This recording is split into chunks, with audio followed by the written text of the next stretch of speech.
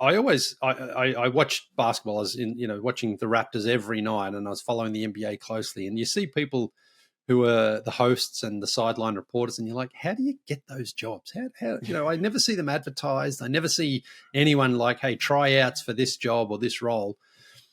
And anyway, so I didn't know what I was going to do, but this was now 2006, 2007, and people started blogging, and people started like blogs became a thing. And so I just started one, and my wife said, just start anywhere.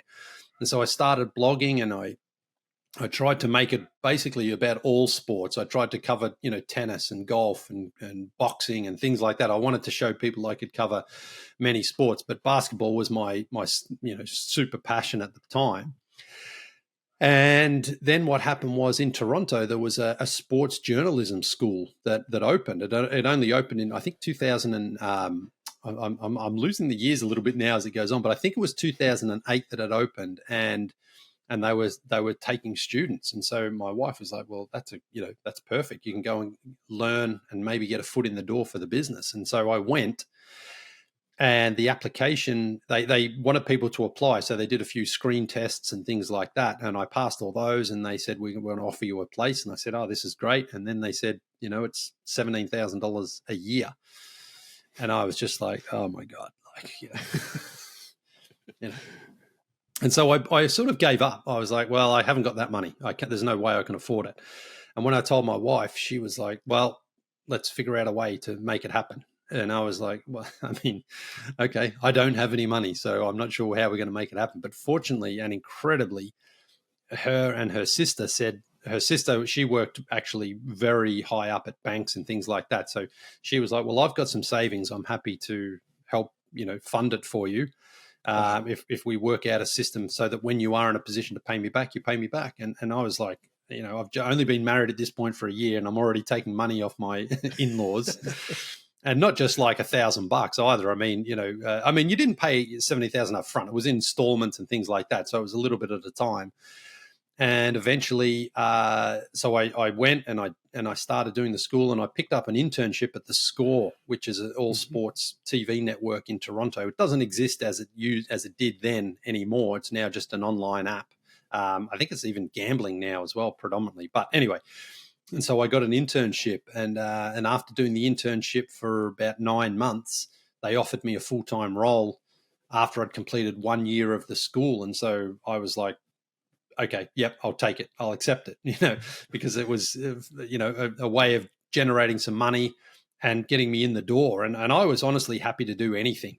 I was like, finally, I've got a chance here to crack into the sports world and do whatever I could. But I tried to do anything and everything. The great thing about The Score, it was trying to compete with the big networks of Sportsnet and TSN in Toronto. And so they were always open to new ideas and new opportunities. And I tried my very best to get any in any sort of field I could. And so I was on the in the web department.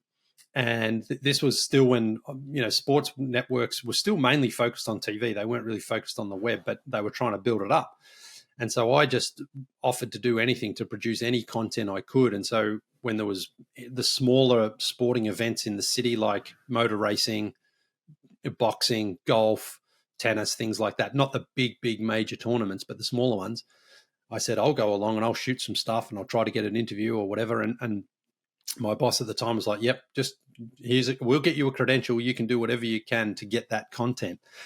And so I did. And then what happened was, by doing that, it opened up a few other opportunities because, the Blue Jays during the baseball season, they were never good when I was in Toronto. So halfway through the season, the main reporters kind of didn't want to go down anymore because it was like the Blue Jays are like, 30 and 80 or whatever. And so they had, it was hard for them because they couldn't get any more stories and the team just sucked. But I saw it as an opportunity to get some real experience. And so I said, hey, I'll go any game, Sunday afternoon, Friday night, I don't care. Like my wife and I were married. We didn't have any kids. And she was, again, very supportive of it. And so I went down and what happened was the Yankees were in town. That's a good thing about the Blue Jays, that are in the same division as the Yankees and the Red Sox. Right. And when the Yankees came to town, I was like, well, I'm not just going to hold the mic in a scrum and say, hey, what happened in the third innings and things like that. I'm going to see if I can get something out of it. And so I went to the Yankees PR and I said, I'm doing a feature on Joe Girardi. I was wondering if I could, he was the new coach at the time. I said, I was just wondering if I could get a couple of minutes with him and maybe Derek Jeter and Andy Pettit and Jorge Posada. And the PR guys like looked at me just like, you can ask him yourself, Yeah. And I was like, okay.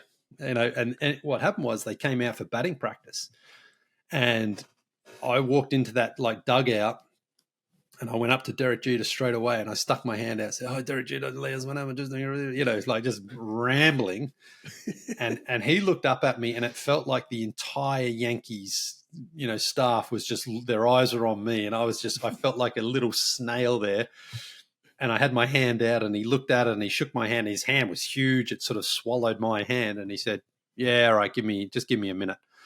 And I was like, okay. And then anyway, so I ended up getting this whole feature that ran on Joe Girardi and it ran on the score and it was awesome. And the people at the school were like, how'd you get Derek Jeter one-on-one? And I was like, I just asked him. I didn't, It just goes to show it doesn't hurt to ask, right? Just go for it. You just, honestly, that's the biggest lesson I think I've learned in life is if you ask the question, if you're prepared to accept no or being ignored, then yeah, you may as well ask for it, because the amount of times I have been ignored and the amount of times I have been told no or just brushed off, they're all worth it when you get that Derek Jeter. It's because all of a sudden then, people are like, well, I guess you showed that you're prepared to do it. And what happened from that was, then it gave me a lot more credibility when I would ask for other credentials for games. And what happened was later that season, the Lakers were playing the Raptors and it was on a Sunday afternoon. And the main reporter, this is still kind of bizarre to me. The main reporter's like, it was a Sunday, I'm not doing it. I'm like, it's the Lakers. Like, who cares? I would do it on Christmas Day. There's not a scenario where if I got a chance to do a Lakers game, I would turn it down. There's just not. And what happened was that game, the Raptors won, but Kobe missed a shot with 1 second to go that just rimmed out. Would have been an incredible game winner. And after the game, my job was like, just go and get some sound from the locker room. Okay. As much as I got Jeter, getting Kobe was a whole different thing. You weren't going to get Derek Jeter we weren't going to get Kobe one-on-one. Anyway, after the game, Kobe took forever to shower and dress, as he does. Like most of those stars like to keep the media waiting because they're like, I'll take as long as I want. And I just happened to be standing at Kobe's, cubicle there, or his locker room, his area. And he came walking out. And because it'd taken so long, some of the other media had sort of, they were on their phone or they were distracted. And anyway, the next thing I know, Kobe turns around and he's looking right at me. And all of a sudden the media just swarms around. And I tried to be respectful of the other, especially the Los Angeles media, who I thought, these guys travel, you let those lead reporters get their first questions in. And it went silent for probably only 1 second, but it felt like a minute. And Kobe was looking me right in the eye and had the microphone. And I just said, so tell us about that last shot there, Kobe. What happened? And Kobe said, well, I got the ball, got a good look, just rimmed out, it's the way it goes. Great, whatever his post game was. And that clip ran across all of ESPN Sports Center across the US. Now, there was you couldn't see me, you couldn't hear me, no one credited me. There was no way anyone knew it was me. But the fact that was the clip, I was like, man, I got it, And yeah, then, you knew. All that matters is that you knew. Yeah. Well, I sort of felt, again, Los Angeles and New York, I feel like those are the two medias that things could get a bit testy if you're sort of jumping in, not letting them have the first question or whatever. But anyway, no one was upset with me or anything. And then what I was actually doing at the same time was I was doing a whole feature on the Soccer World Cup from a basketball player's perspective, because it was the 2010 World Cup at the time. And so I'd interviewed a lot of the non-American players, Manu Ginobili, Pau Gasol, Goran Dragic, all these guys trying to build a feature on the Soccer World Cup. And I knew Kobe grew up in Italy. He spent a lot of his time in Italy. And so after he finished all his game talk, I was still there just, holding this microphone, just didn't know what to do. And all the cameras and all the mics went down. And then I just said to him, Kobe, I'm doing a feature on the Soccer World Cup. I know you grew up in Italy. Can you mind answering a question or two? And he's like, yeah, sure, man, no worries. And I'm like, and I grabbed my cameraman. And I just said, turn that on. And so I asked him a couple of questions, and he gave me a couple of clips, and that ran in my piece as well. And I was just like, again, just ask the question. Yeah. And I remember the Lakers PR now looking and actually like, oh, you're asking him about something else, so we're okay with that. It wasn't like, I don't know, it didn't feel like they were going to just step in and say, hey, no questions here. It was almost like, well, Kobe's into it, so we'll let him go. And again, I got back to the studio and I said, I got Kobe and I got this bit for my feature as well. And it was incredible. It was really incredible.